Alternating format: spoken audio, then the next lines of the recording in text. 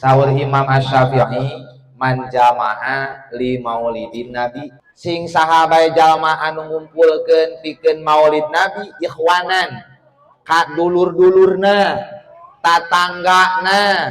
dikumpulkeun,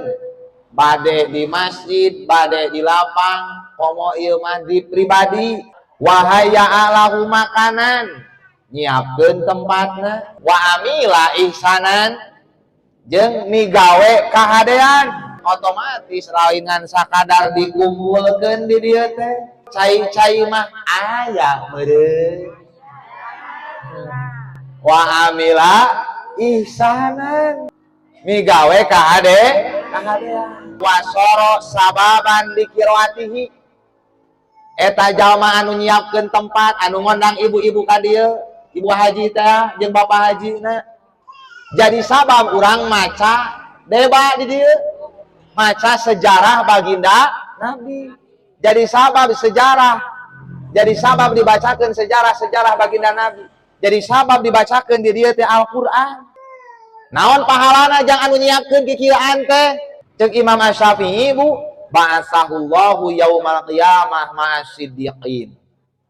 Wa Allah bakal dikumpulkeun ke dina poe kiamah jeung jalma-jalma anu jalujur, wa syuhada wa sholihin, bakal dikumpulkeun jeung jalma-jalma anu marawat syahid, bakal dikumpulkeun jeung jalma-jalma anu saroleh, wa yakunu fi jannatin naim, jeung bakal diasupkeun ka surga tempat nikmatan. Amin Allahumma. Malahan mah ceuk Ibnu Jauzi mah kieu bu, dina kitab Awariful Ma'arif bi Maulidis Syarif, wa mimma jurriba, eta tetep diantawisna anu geus teruji, anu geus kajajal, geus moal misleud deui, tah diantawisna sesuatu padamelan anu geus teruji, min khawasi amalil maulidi, diantawisna khasiat praktek